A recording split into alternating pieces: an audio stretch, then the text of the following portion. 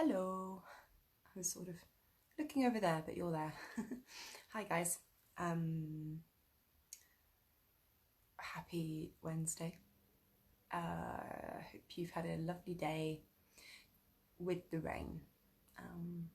For me, that meant watching a lot of Netflix and looking at things online that I need to buy, and I just want to not do that and do story time instead. So we've been reading On the Path to Enlightenment by Mathieu Ricard, and it's with heart advice from the great Tibetan masters, and there are lots of great quotes from lots of Tibetan monks, so that's nice and peaceful. We are on chapter 3. Chapter 3 and chapter 4 are relatively short, so I'm going to do both. And save chapter 5 because it's a biggie, and it's biggie. So I hope you are sitting comfortably. In fact, maybe this is a time to take some nice deep breaths in through the nose, out through the mouth. Hi Diva, hi Ben. And again, guys.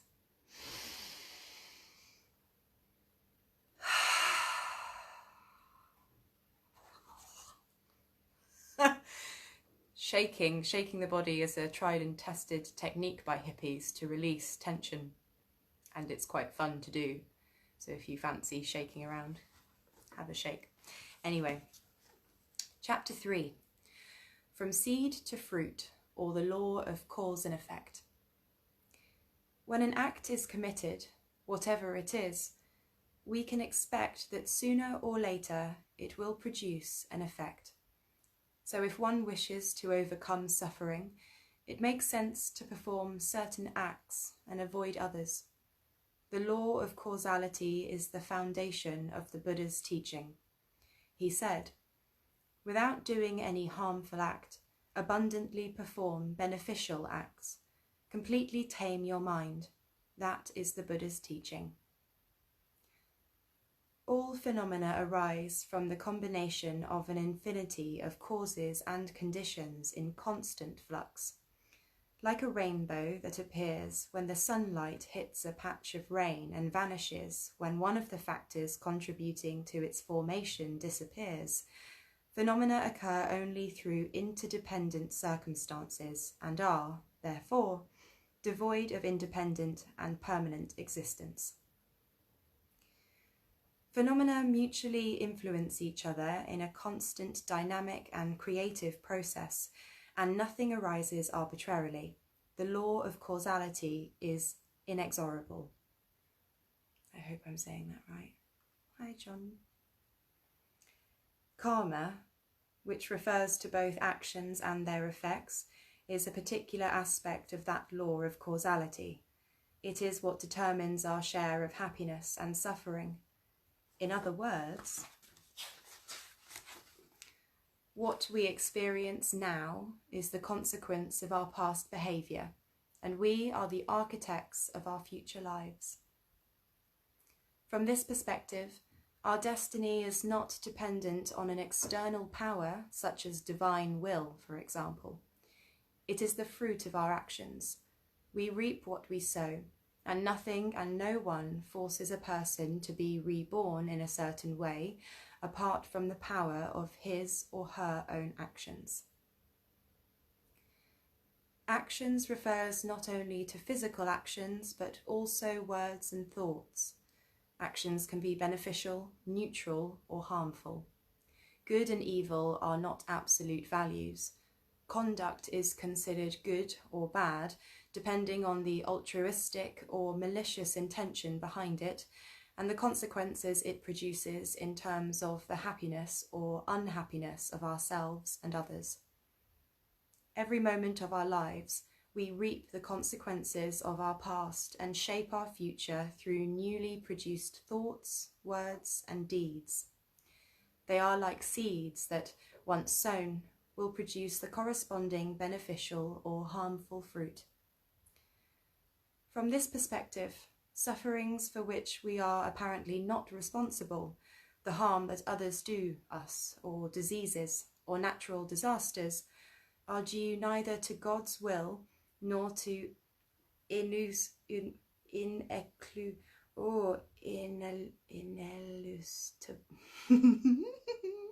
some sort of fate, inevitable fate, nor to pure chance.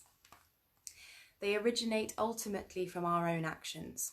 This idea may seem disconcerting to a Westerner, especially when applied to an innocent person who is suffering, or a thoroughly good person whose life is a series of tragedies. We need to understand that, according to Buddhism, every being is the result of a complex set of causes and conditions, good and bad seeds sown in the past, and it is this combination of multiple factors that unfolds gradually, each in its own time, in the course of our lives. Simply being aware of this makes us more responsible in our attitude. For example, it prevents us from blaming others for unpleasant things that happen to us. Not to rail and rebel against what befalls us by the nature of things is not being fatalistic. We can always make the best of a difficult situation, whatever it may be. And it is up to us to decide what we should do or not do in order to lay the foundations for our future happiness and cease to create suffering for ourselves.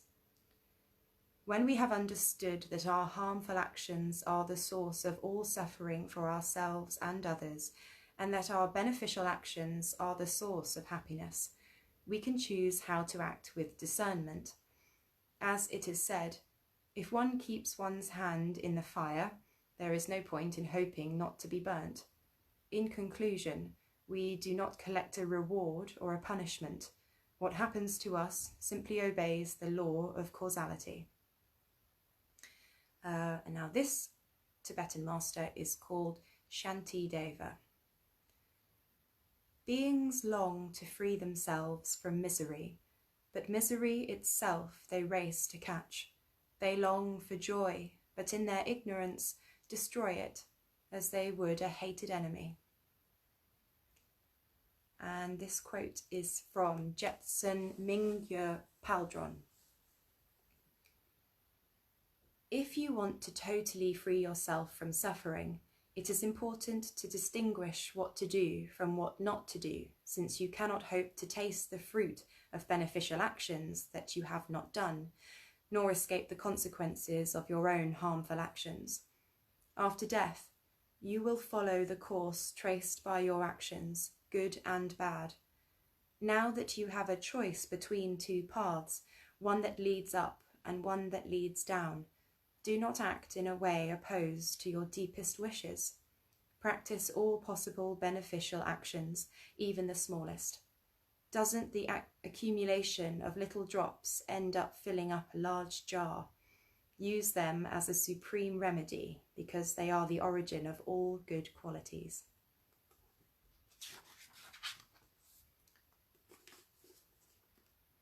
Do not do any harmful act, even the most insignificant.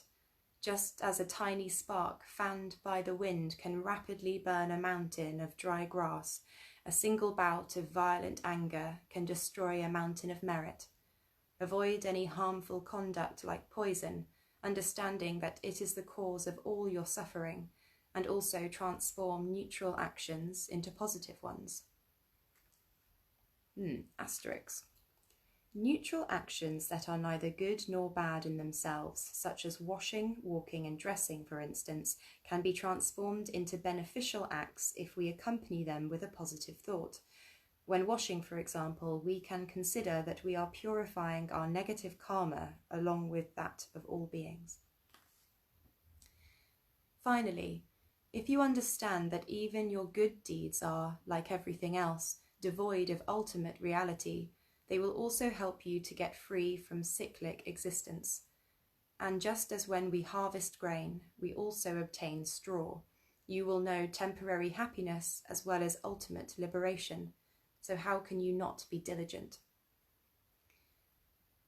And this is by Dilgo Khyentse Rinpoche. And as ever, my pronunciation of these names is, well, it's a thing.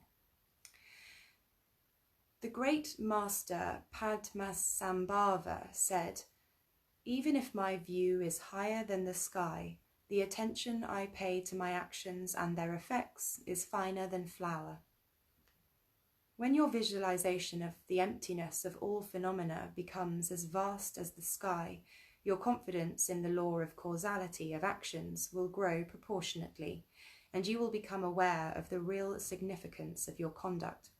In fact, relative truth is inseparable from absolute truth. The profound realization of the empty nature of all things has never led anyone to believe that positive actions do not create happiness and actions do not cause suffering.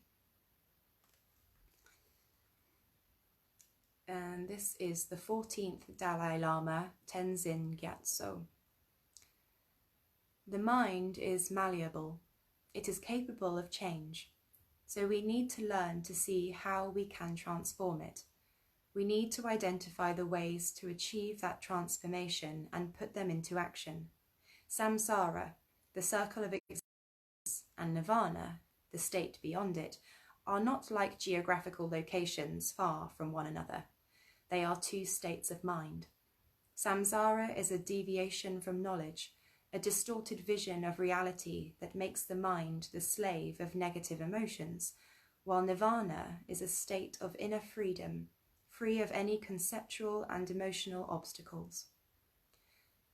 All things, including nirvana, arise from causes and conditions. To find happiness, it is indispensable to have a correct view of the nature of mind and the world. Someone who has a wrong view about that nature cannot transform themselves to attain liberation. What is meant by right view is not faith or believing in a particular dogma, but a clear understanding that is reached through thoroughly examining reality. This kind of examination will refute the belief in the independent existence of things, which is the root of our distorted vision of the world, and replace it with the right view. Acquiring the right view implies a recognition that the nature of Buddhahood is the essence of our own mind, our fundamental cognitive ability, luminous and pure without confusion. It also involves identifying the factors that keep us from perceiving that nature, so that it becomes possible for us to remove them. And luminous here refers to the clarity and lucidity of the fundamental nature of consciousness that is not obscured by the veils of ignorance and mental constructs. Okay, this is another quote from a Buddhist monk master. I want to say they're all monks, they might not be, but they're all masters. Anyway, this one's name is Kangyo Rinpoche. Just as a little salt, a few fractions of a measure, can make a small amount of water taste salty, but cannot change a huge river like the Ganges, know that in the same way, even a small negative action can harm someone whose positive deeds are weak, but cannot harm anyone who has frequently performed immensely positive actions, vast in scope. So we should try to perform powerful positive actions repeatedly on a vast scale. And that's the end of chapter 3. We'll go on to chapter 4.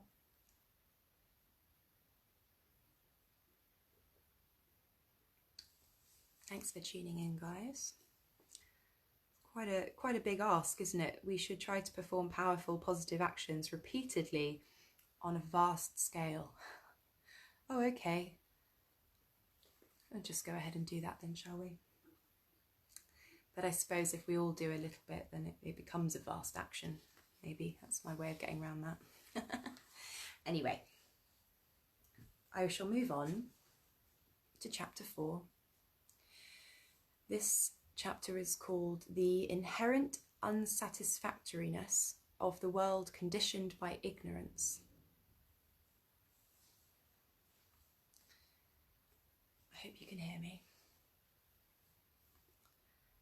What we call happiness is generally a source of suffering. We might long for wealth, power, and glory, or succumb to the obsessive quest for pleasure, imagining that those things will bring us happiness. In our daily life, things appear to us as pleasant or unpleasant, and people as good or bad, and we believe that those qualities or defects are inherent, and what we call I, the one who experiences all this, seems to be real and concrete. Yet there is a big difference between the way things appear to us and the way they actually are.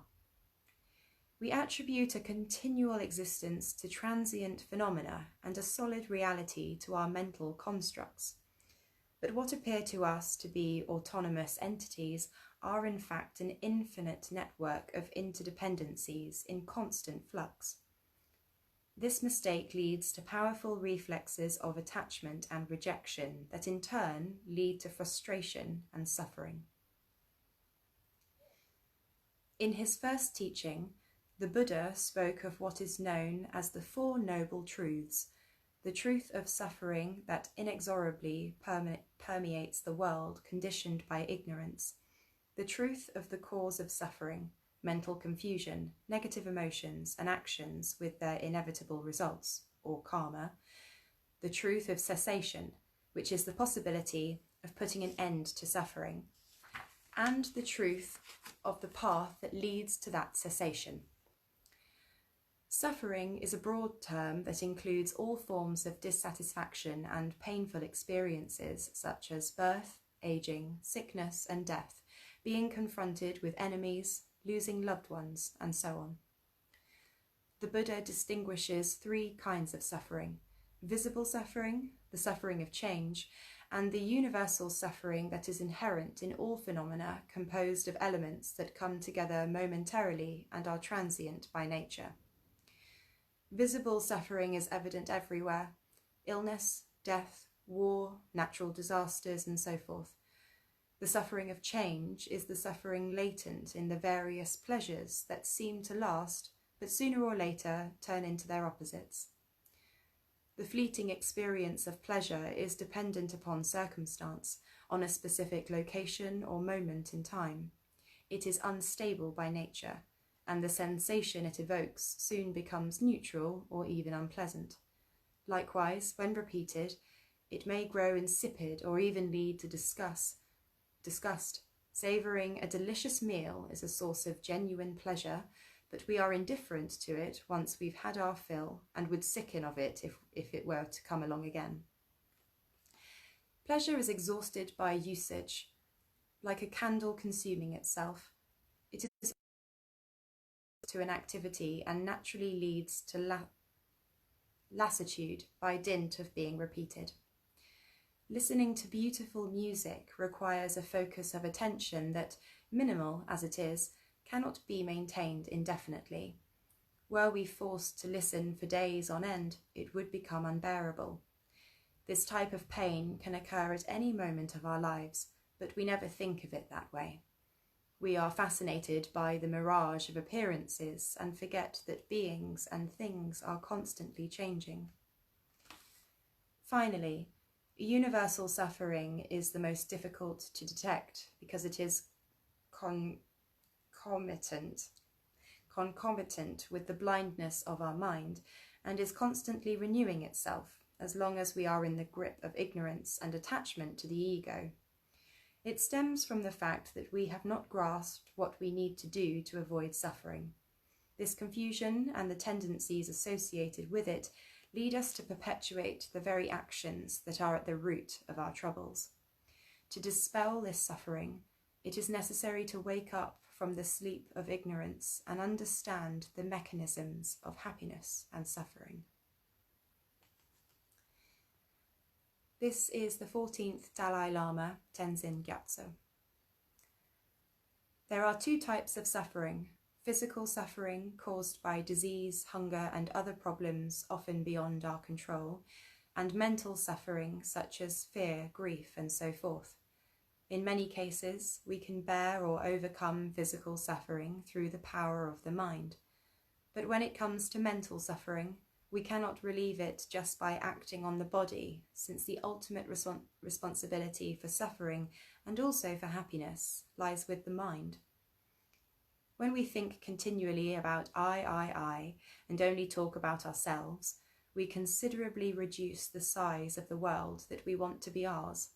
The events that occur in the narrow sphere of selfishness affect us deeply and will certainly disturb our inner peace.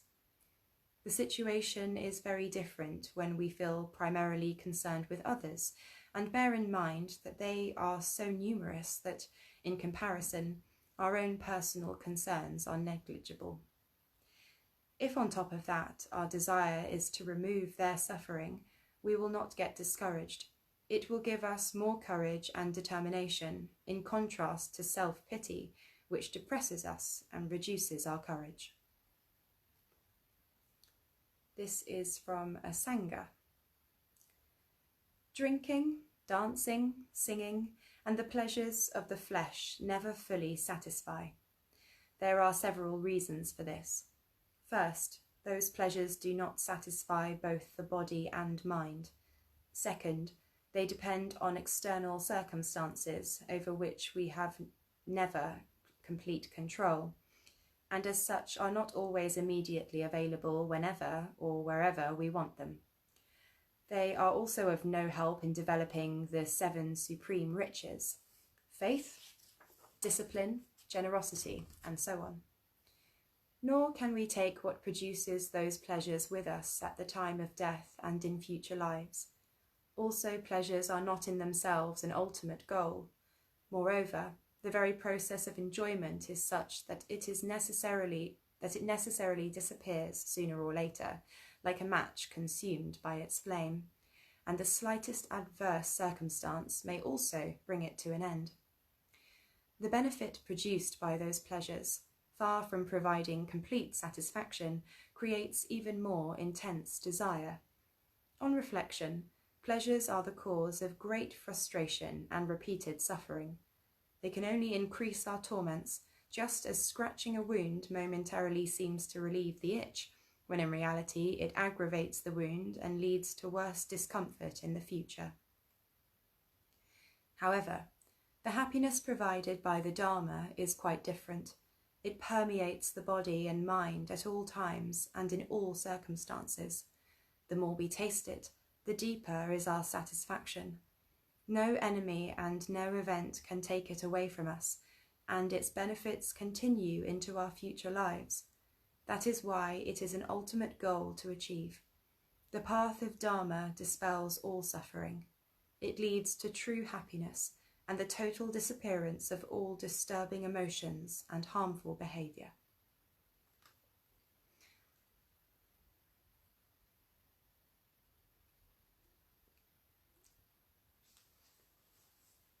Okay, a few more. This is Dilgo Khyentse Rinpoche, who says, ordinary enjoyments are pleasurable in the beginning, but as time goes on, they become an increasing source of torment. If you wrap a strip of wet leather around your wrist, it is fine at first, but as the leather dries and shrinks, it tightens painfully. What a relief it is to cut it away with a knife. Once you have understood the union of emptiness and the dependent arising of phenomena, you will see clearly how deluded and deceiving the ways of the world really are, and, like an old man forced to play children's games, you will find them very tiresome. When you have realized the utter foolishness of spending your life attached to friends and scheming to subdue your enemies and competitors, you will find it tedious. Once you have been struck by the pointlessness of letting yourself be forever influenced and conditioned by your habitual tendencies, you will become sick of it. That will inspire you to strive towards liberation, and by striving for it, you will attain it. Samsara will never just disappear on its own. You have to want to get rid of it actively yourself.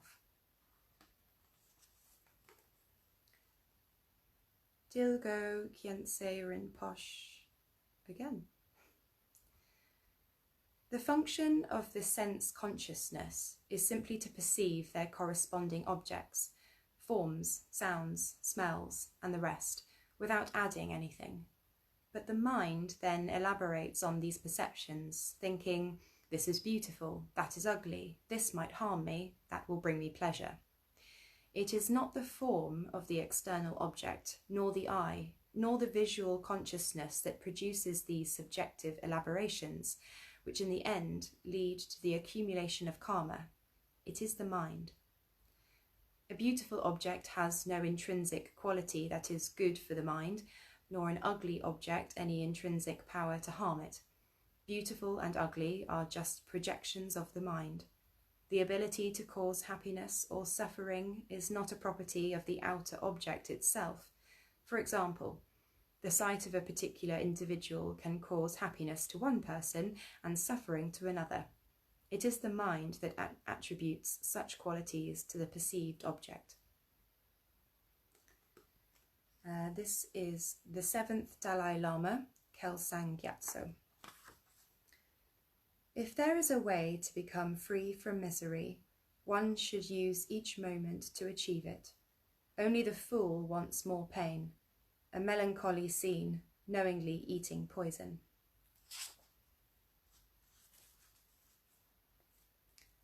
This is the 14th Dalai Lama, Tenzin Gyatso.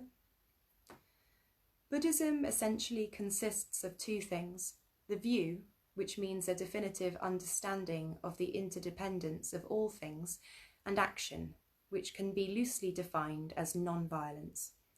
But if one were to summarize the Buddha's teaching in one word, we would have to say that it is universal interdependence, of which non-violence is a natural consequence. Since we are all dependent on each other, and all other beings want to be happy and not suffer, just as I do, my personal happiness and suffering are inextricably linked with those of others. This non-violence does not mean weakness or passivity. It is the deliberate choice of altruism in all our thoughts and actions, so that it becomes inconceivable to knowingly harm others.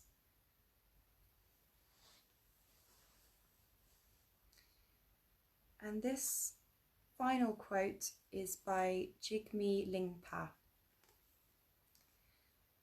The conditions that perpetuate suffering. The origin of pain, the demon of desire that rears its head to strike, entwined with poisoned objects of desire, contrives a prison whence there's no escape, the breeding ground of weariness and woe. We yearn for happiness and strive for it, but overmastered by the power of ignorance and caught upon the sharpened point of sorrow and its cause, we are ourselves the place wherein our pain is all prepared. Like moths attracted to the bright form of a flame, like deer, like bees, like fish, like elephants, by sound, by smell, by taste, by touch are we betrayed, bound up with the 5 objects of desire.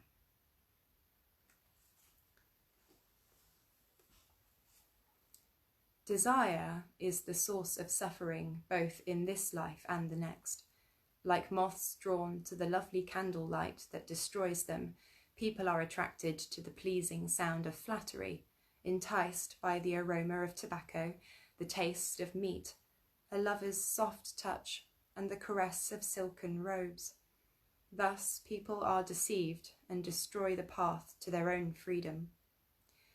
Lured by the sweet sound of a lute, the deer is shot with poisoned arrows. The bee is drawn by the perfume of the flower and is ensnared in its petals. The fish is caught on the hook, unable to resist the taste of the bait, and the elephant, craving contact with its mate, perishes in the quicksand. Beings are enticed by the objects of the senses and are constantly bound up with them. It is as Vasubandhu says, living beings, each and every one, are lured by these 5 senses all the time. and overwhelmed thereby both day and night, what happiness can they attain? End of chapter 4. Oh. Well, thank you for listening. I found those chapters more heavy and bit gut-wrenching than the one before, which was all about death. So that's interesting. I don't know about you. But it's nice to read them anyway. They're very poetic. Hi, Ben. They're all very poetic and stuff to think about, isn't it? I don't think I could ever be a monk and not be attached to anything or anyone. I think that's pretty extreme. But still nice to even just think about how they live. So let's end this Zen sesh with some meditation. I invite you to find somewhere comfortable, whether you're sitting or you're lying down, you're in bed maybe already. Wherever you are, get comfy. And if you're sat like me, sat up, just roll your shoulders and let yourself sit nice and tall. Give your spine a break. And imagine a piece of string pulling the crown of your head upwards towards the sky. And then become aware of everywhere where you come into contact with the ground or your chair. And in all those places, roots start to grow down through the chair, through the bed, through the floor, down, down, down to the earth, down, down, down, really far, far down. And all the time that string is also pulling your head up to the sky, giving your spine a bit of breathing space. Let's do some nice big clearing breaths in through the nose, out through the mouth.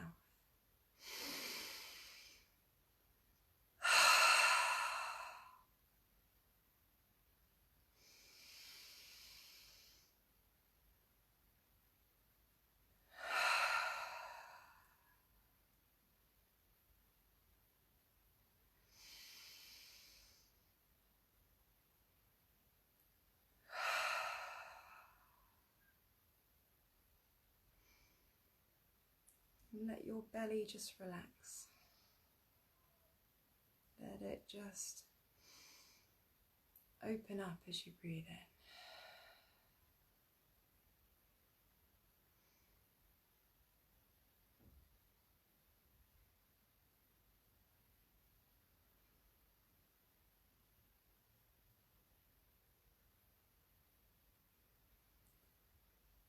in. And as thoughts come in, just let them be there. And let them go. It's all good.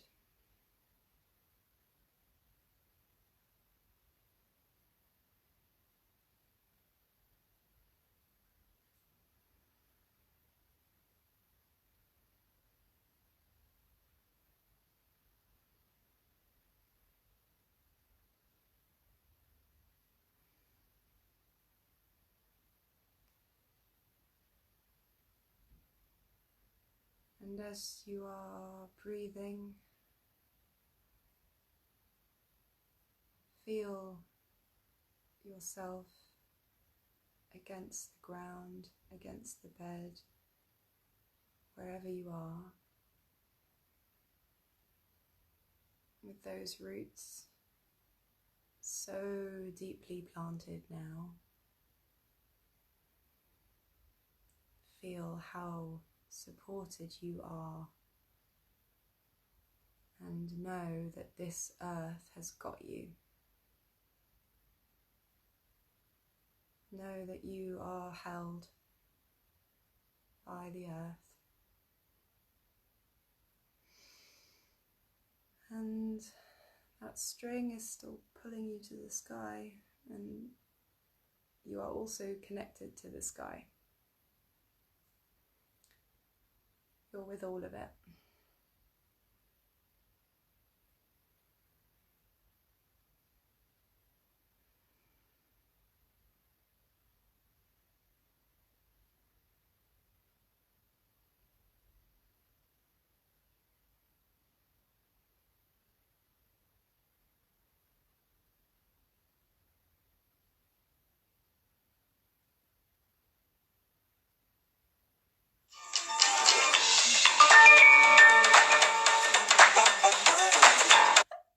What a Zen way to end the meditation. Oh, if you've had your eyes closed, just gently blink them open. Oh, that's my mum calling. Must put my phone on silent. Anyway, thanks so much for tuning in to Zen Storytime. Have a lovely evening. I hope you are all well. And if you're not well right now, I hope that you're okay. And I hope you get better soon. And just know, if you've never meditated before, that you can meditate. You just did it. And you don't need to learn. You just need to practice. Okay. Yeah. Peace.